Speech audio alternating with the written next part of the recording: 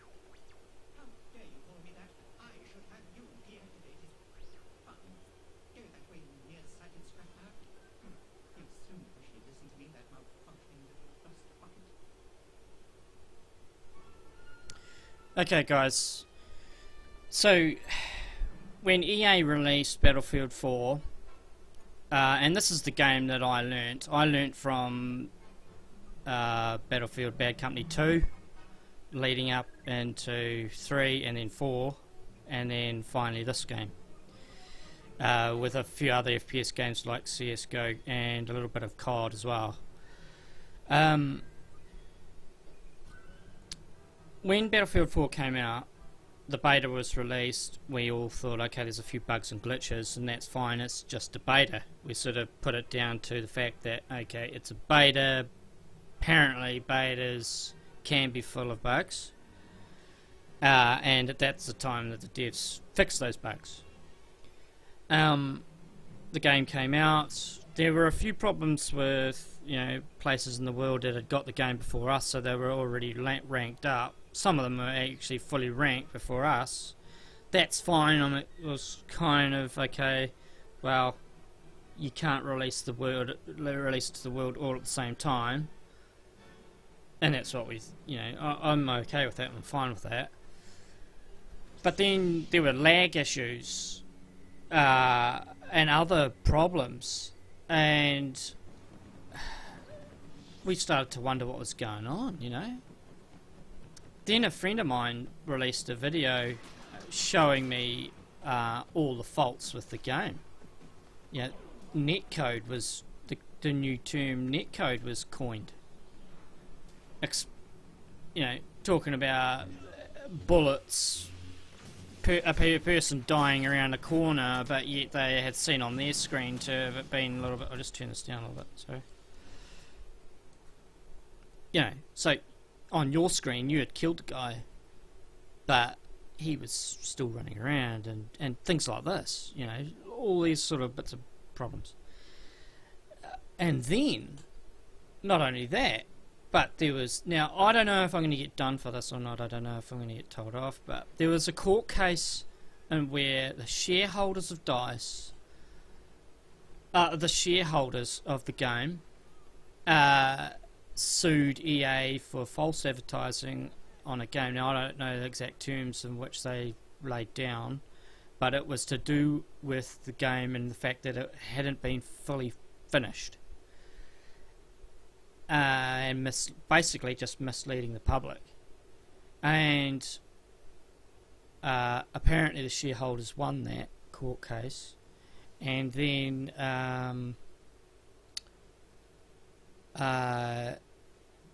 so all those, they won that court case, and so that was the game that I grew up on. I I even gave a review on Battlefield Bad Company 2. In my view, it's still one of the best games, best EA games, EA games out. And many other people rate it as one of the best. And, but, you know, in playing this game, when I'm not recording this game, I am not getting any less frames than 90 frames when I'm not recording. That's a pretty bold statement, and at times, you know, I'm getting 150 plus FPS. You know, I'd expect that from Bad Company 2, which I can get 200 frames per second sometimes on that one. And I'm not getting any lag. And so all this backstory that I've been telling you about, we had huge frame rate drops. We had huge lag issues, server-side lag. Even those on fibre and that were complaining. VDSL and players were still complaining because, you know, they were getting disconnected, they were getting lags, huge ping spikes and stuff like this. But I'm not getting any of that in this. Any disconnection I've had, and I did get some when I first started playing, but since recording it's been better. And I think that's to do with the setting in the terms and conditions part, where you can have that ticked on so that your client is able to communicate with EA and that, you know, and is able to update your system, your client, to the server. But yeah, lately I haven't had any disconnection issues, and I'm on an ADSL, so that's pretty good.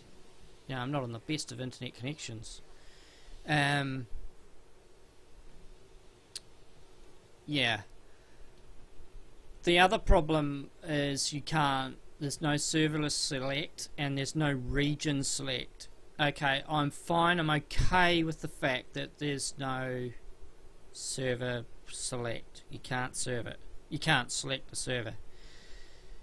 That's fine, and I think that's the way game companies are taking servers now. They want to own their own servers, and they want a full control over who goes in them, for safety reasons, and also they can yeah.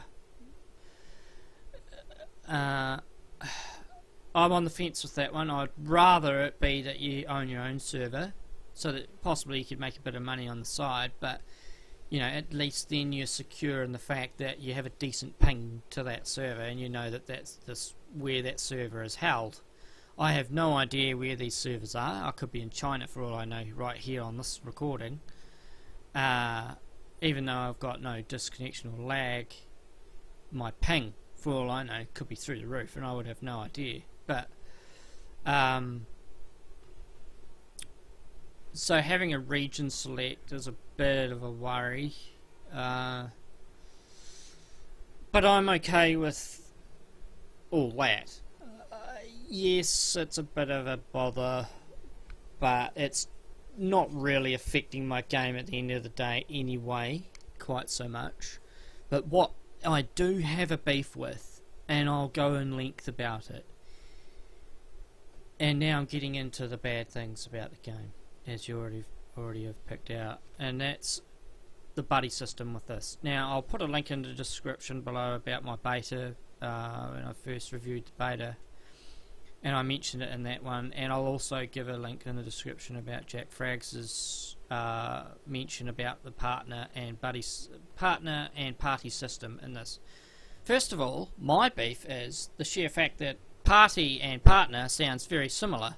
So when you're describing this to a complete noob who doesn't know how to work that system, it's very annoying for the person explaining to make sure the other person on the other side of your mic, who's only on TeamSpeak, you can't see his face, you can't read his facial description and that kind of thing. So trying to differentiate the difference between partner and party to somebody and get them to learn how to figure it out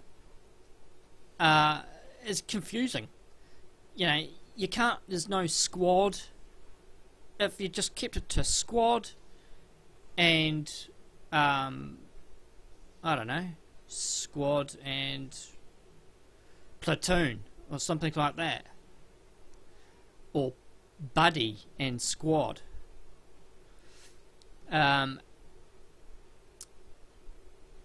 that's a real issue. The other one is the party is all the same colour as the rest of your team, or your squad. You could call it the squad, for example. There's no, you know, they're all the same colour, so you're having to run around the map. I'm over here, over in the corner. Where? There's 1,000,001 blue guys that look like you.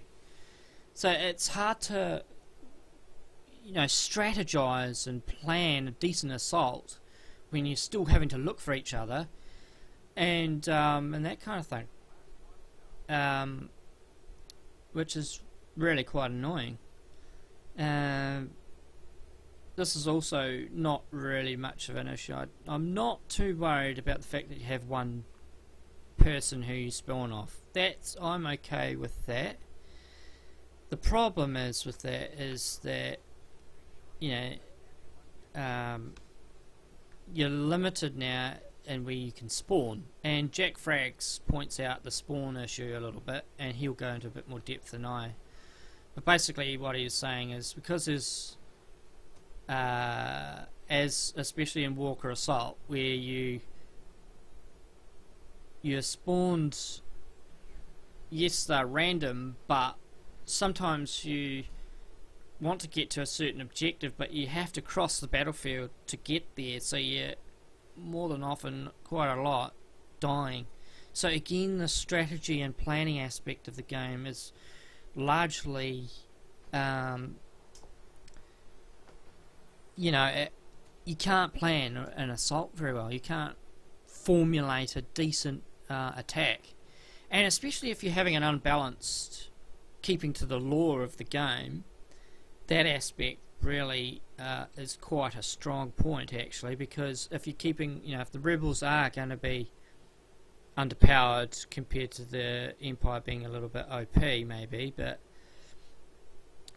that aspect really needs to be looked at, because yeah, there's a lot of unbalancing issues, as there are with all new games that come out. There will be a weapon that's always OP. That kind of thing will generally be fixed with time if people keep complaining. Jackfrags also mentioned a few weapons that seem a little bit OP at the moment. I don't have a huge problem with that, because I don't have any mates playing this game, so it's just me playing this game mode here basically most of the time. So I'm sort of okay with that. My next beef would be the maps. They're a bit linear for my liking.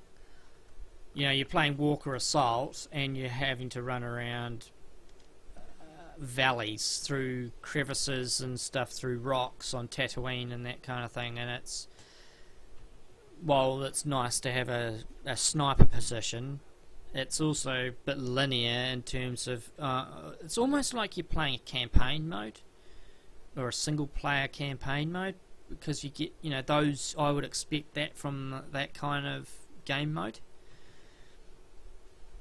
Yeah, so, and I remember even when you compare it to Star Wars Battlefront on PlayStation, I remember playing on Geonosis, being able to see half the battle, or if not 3/4 of the battlefield on Geonosis, and that kind of thing, you know. I liked the fact that you could take flags, and that was a spawn point, that you knew that if you took that flag, that's where you're going to be spawning from next time. That, I think, needs to be brought into this game, that game mode, where it's just capture the flag, and where you capture your flags is where you're going to spawn from, unless you want to spawn right back from the start. If you're not, I would like to see your spawn buddy partner, the squad system properly fixed and put into that kind of game mode where, you know, when you capture the flag, that's where you're going to spawn from.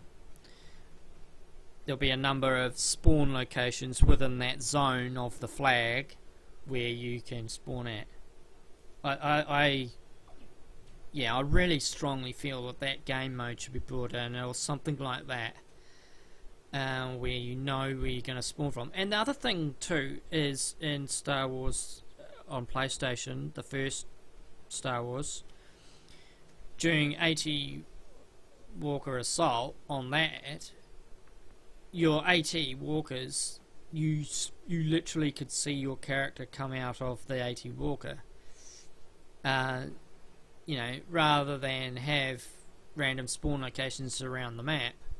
You know, I don't know if you guys, how many of you guys have played that game, but for you hardcore fans of the genre will know that that's what happened. That when you, on a few of the Empire, your AT Walkers is where you're going to spawn from. So it then made a more of a team effort to keep your AT Walkers alive.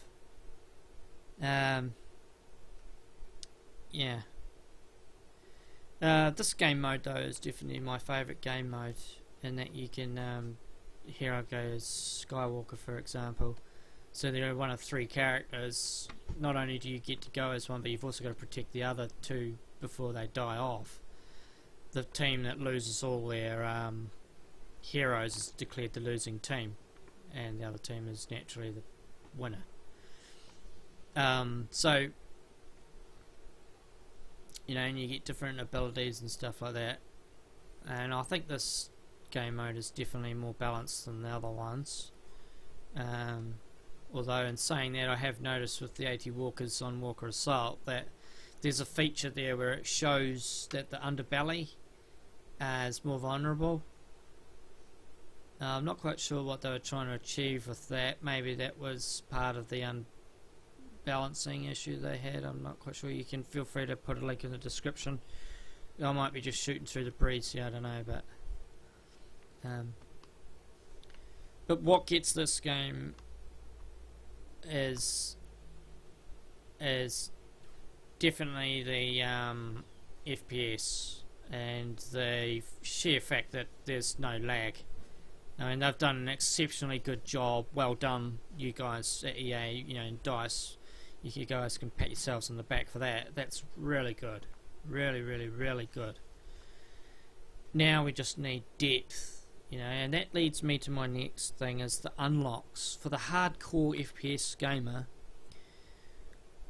one of the things that attracts people to these games is the fact that they can spend hours and hours just to be able to get that weapon that they want, i.e. the jetpack. As you see me unlock the jetpack in earlier part of this video, I'm now level 15 and I managed to get that jetpack. You know, if they were able to stretch out these unlocks more, because apparently you only need to get to level 25 and you've got everything, and there's only like 15 guns or something like that. If maybe you're able to get different attachments, you know, different scopes, like in Battlefield 4 you could choose from a range of different scopes. That would have been a cool feature to add to some of these blaster rifles. So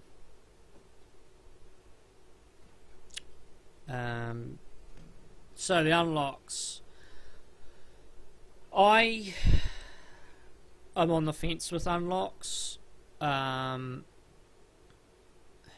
While yes, I'd like a lot, I also am of the opinion that don't necessarily have guns that you unlock by credits. I think have it as a natural progression as part of the game. You know, if you did a number of kills in a certain game mode, maybe then you get rewarded with a gun. That kind of thing. Rather than it being, you know, save up this amount of credits and then you can spend those credits. The credit system, I think, seems to be a little bit easy in my view. Yeah, doing it that way would add simplicity to the game and add depth, I think.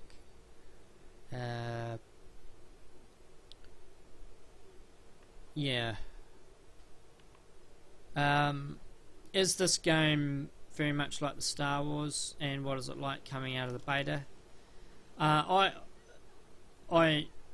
Yes, it is. You definitely get the feel that you are Princess Leia, for example, right here, and I am actually taking out Chancellor Palpatine, Emperor Palpatine. You know, I really get that feeling that I am Princess Leia. You get a lot of enjoyment out of finally killing the hero, you know, and then you've at least, there is that feeling that yes, I have played my part in the battle, and that possibly that killing Emperor Palpatine right there was the turning point of the match. You know, so you definitely get that feeling that you've really played your part in the war effort.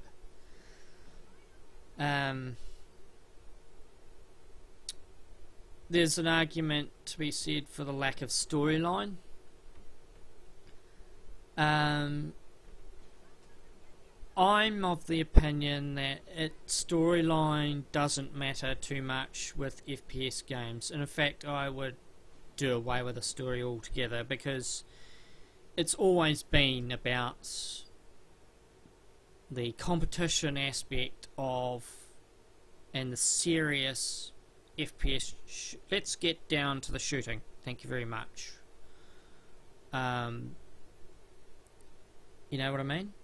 I would expect there to be a really good storyline in a RPG, because that's what drives RPGs. You know, the Final Fantasy people, Lord of the Rings RPGs and MMOs and that kind of thing. I would expect there to be a really good storyline with an RPG. In a multiplayer game, I actually like the fact that they've done away with the story, because they know the movie's coming out anyway, and they know the fans know the story. So what more could you make different to a story, even if you were to add a story? You know what I'm saying? You're really picking and poking at storyline, lack of story. I think the fact that there's no storyline doesn't matter. In fact, get rid of storylines in an FPS shooter altogether. Unless you specifically make a game that is only storyline developed. Yeah. Maybe you could go that way. Maybe EA could go that way and just make a game, Star Wars Battlefront, the single player. And in that you could go as any one of the different storylines. I would like to see something like Boba Fett. You know? It'd be great for us fans of the movie. We don't really know a huge amount about Boba Fett. We all know that he's this bounty hunter, but we don't really know. So it would be good to have a storyline for each of the main heroes. That would be quite good, you know, and use their force powers and stuff like that.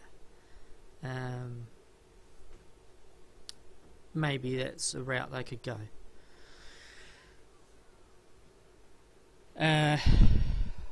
So the maps are a bit of an issue. I know I've said this before, but I think they need to be more open. There's an issue with the speeder bikes. The speeder bikes are really good. They're cool.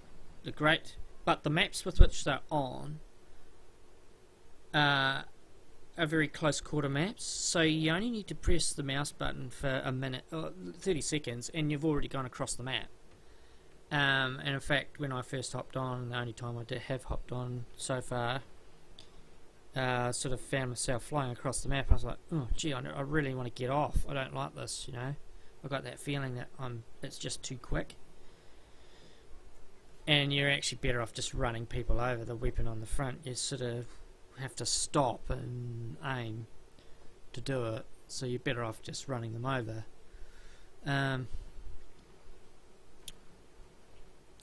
In Star Wars Battlefront, the Ewoks played more of a part in the game. I would like to see that aspect brought in, more of the, you know, when you go and invade an indigenous planet, you're able to have the Ewoks and the Jawas playing a part in the war effort. You know, you could recruit them as part of your soldier thing.